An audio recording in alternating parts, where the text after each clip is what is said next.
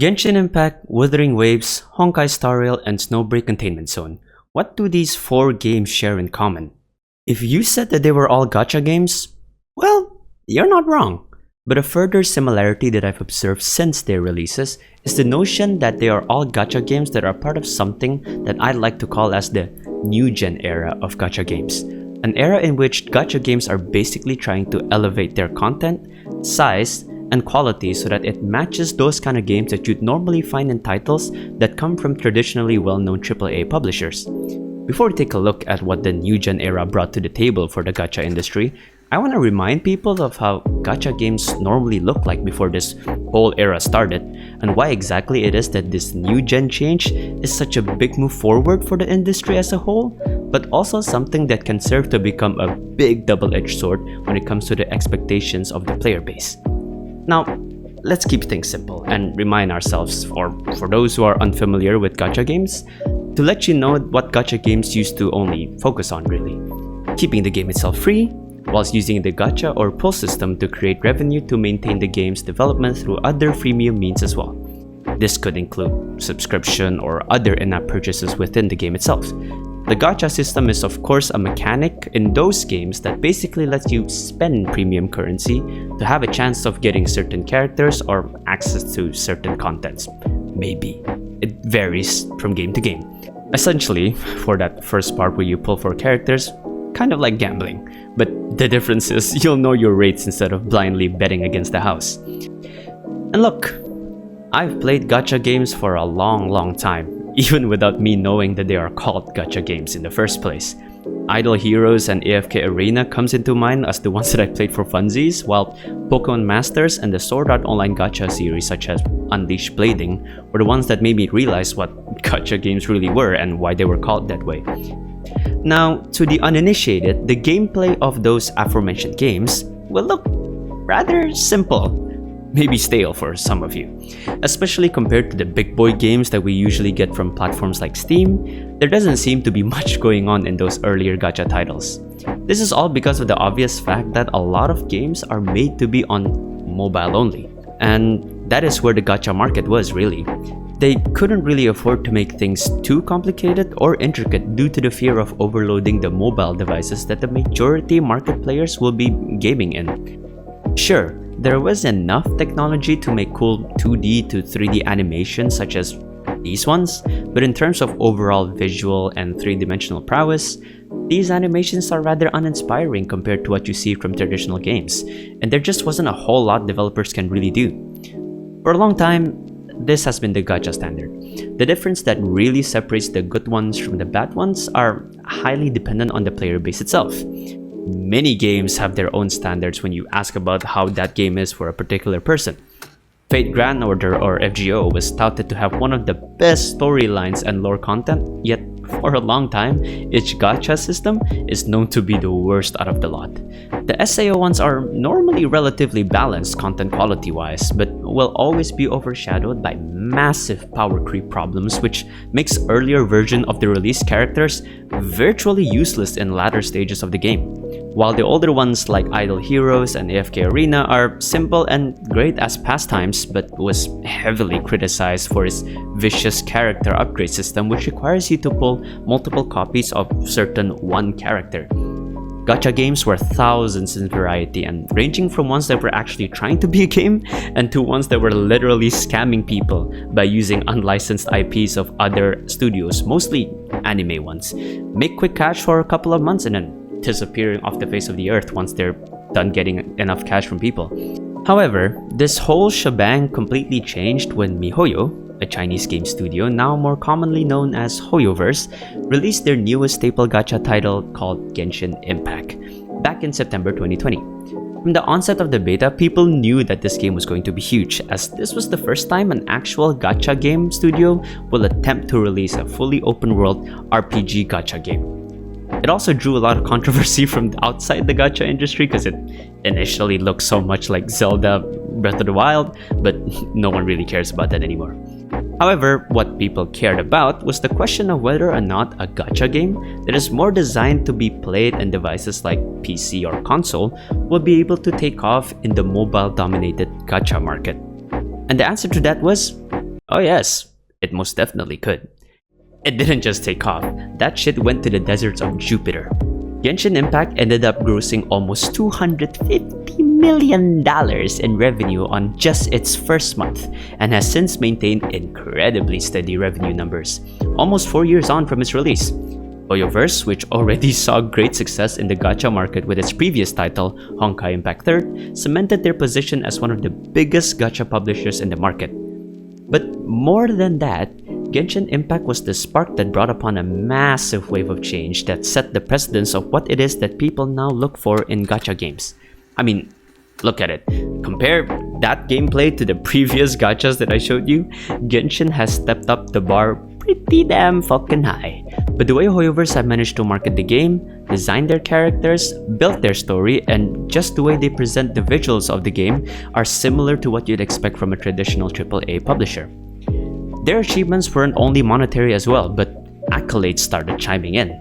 Beforehand, it had been unfathomable for gacha games to even be considered for global awards, but not only did Genshin manage to win Game of the Year awards from both Apple and Google Play, they even managed to score nominations in the Game Awards big league categories such as Best Mobile Game and more notably, Best Role-Playing Game, where they were competing against industry giant franchises such as Final Fantasy, Persona, and the Yakuza series, until they finally won the Best Mobile Game Awards in 2021.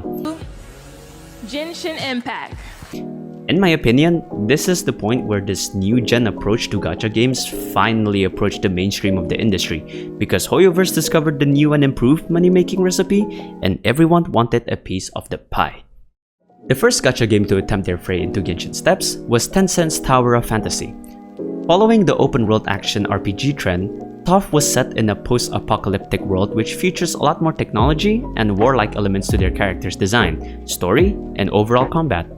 Gacha fans kind of rejoiced, and they eagerly await its release, not only so that they have another gacha open world to play, but to finally make it so that Genshin have some competition. Some were even too eagerly passionate and began dubbing it as the Genshin killer, as you probably got sick of hearing these days. However, even though it had a strong release, a relatively mediocre story, incessantly time-gated overworld content, and lack of overall polish compared to its main competitor, essentially threw the game away from the spotlight. And with Genshin still pumping out expansions to their map, at the time introducing the Sumeru region expansion, TOF simply had no chance in further competing against them. Ironically, this was a fact that was further emphasized by the release of the new-gen gacha game, which was also made by Hoyoverse, namely Honkai Star Rail. From the advent of its creation, it was already bound to be a commercial success due to its more direct usage of the Honkai IP that Hoyoverse has, which already has such a huge fanbase behind it in the first place. But what caused people to think twice about that game was its gameplay. Though it had semi-open world exploration, I say semi with massive quotation marks, people were somewhat surprised to see that their mainstay combat system ended up being the turn-based RPG niche, treading the path of old legendary franchises such as Persona and Final Fantasy. But the doubts kinda didn't matter in the end, since the exceptional visuals itself was enough to get people hooked into trying it out, and the game itself has since become a commercial success in its own rights, having constantly battling for the top spots of the monthly gacha revenues against, well, mostly Genshin and this otome game from China titled Love and Deep Space. Star Rail has also since then been regarded as one of, if not the best gacha to play during this era, due to its auto-battling feature, which allows for players to just sit back and watch their characters do their shtick while you sip a cup of tea. A great mix of old gacha mechanics incorporated to the new gen approach of making the overall game itself. So far, you're probably thinking, damn, this looks way more like a Hoyoverse era type of thing instead of it being an entire gacha new gen era. Well, it did look like that in the start, but coming into 2024, this is where the big changes are starting to show itself, seeing as other gacha studios are finally catching up in development and are now releasing, or at least announcing, their own titles. Of course, the biggest one that people immediately caught wind of was Kuro Games' highly anticipated Wuthering Waves. Its biggest selling point being the fact that it features a combat system that more resembles a faster-paced version of the extremely popular Souls-like genre.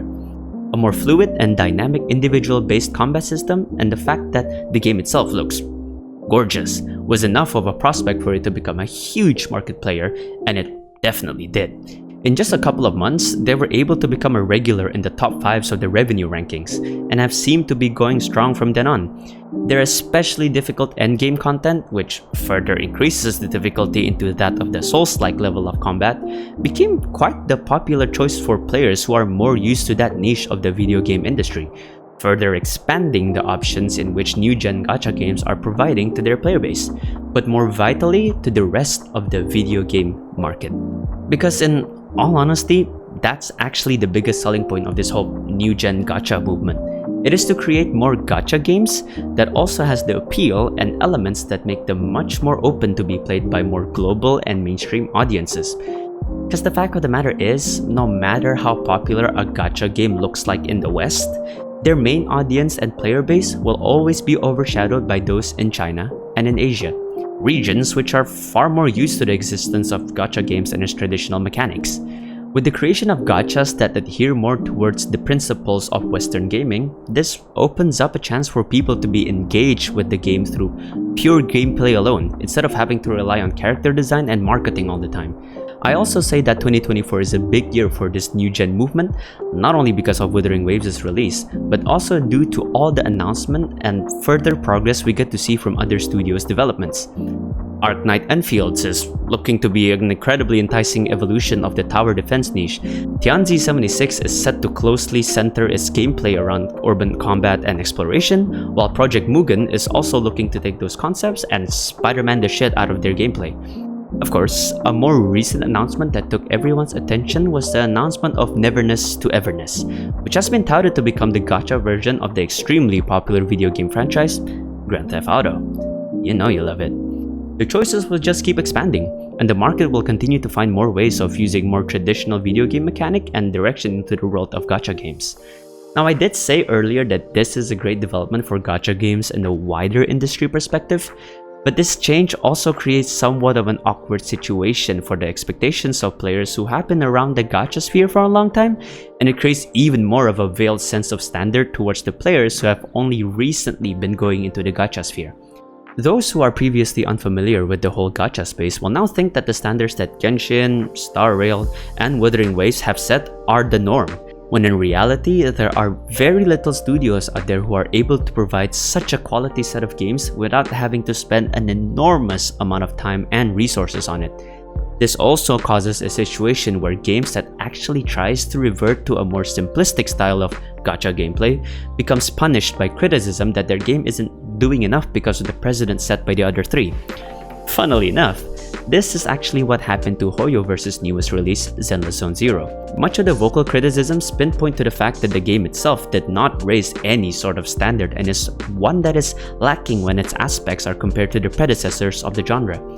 It lacks Genshin's open-world dynamism, falls short of Wuthering Waves' combat prowess, and its visual pales when compared to that of Star Rail's. In reality, when you think of that game in a standalone version, Zenless is still miles better than what the rest of the gacha market could offer. And what a lot of the vocal critics fail to consider is how much better the game suits the actual casual player base that the gacha market has been revolving around since its conception. For a gacha game that was attempting to return to its root, it was deemed a failure before it could even walk. Thankfully, the silent player base decided to prove the loud minority wrong, and Zenless was able to top the revenue charts in the first month of its release. Sure, this doesn't speak anything to the prospects of its longevity, but it at least showed people that, hey, people like and play this game and they are willing to support it. It shows that there is still a balance to be had between the old simpler standard of gacha games with the push-in boundaries that certain games are attempting to do. Less is not always worse, and sometimes people just need that little bit of less to find joy in a game. All in all, I think this is a great change for both the gacha industry and the overall video game market. Sure, there will definitely be many bad actors who are only there to get into the money-making side of things. These studios will not waste a chance of dipping their feet into what seemed to be an incredibly lucrative industry. While the power of the mobile game industry have always been a prevailing factor in the video game market, gacha games have not exactly performed quite as impressively, until only recently. Genshin, in its almost 4 years of active duty, has accumulated over $5 billion in revenue. For context, GTA 5 managed an estimate of over $8.5 billion in revenue, having been out for almost 11 years at this point. Damn, it's been that old. Wow, okay. And it is regarded as one of the most successful video game franchise of all time. For further context of how powerful the mobile game industry is, Candy Crush has managed an estimated $20 billion in revenue since its release back in 2012. So, I guess the power of grandmas and moms, I guess, you know? It's clear that making quality games isn't going to be the only motivator for future attempts made by other gaming studios. So, players will still have to keep a good eye out on these gacha games that are coming out and see if the models in which they are built upon is solid and not just straight up scamming you. So far, that's all I have to say about the development of this new gen era of gacha games. Hopefully it's given those of you who are interested in the change of this particular landscape some decent insight, and hopefully it will also help those of you who are unfamiliar with the developments of this industry by giving you all a much better purview into how this industry normally operates and how it seeks to develop itself coming to the future. Leave a like if you did enjoy it and let me know what you think in the comments down below. And until the next video, my name's Leafy, and I'll see you all next time. Sayonara.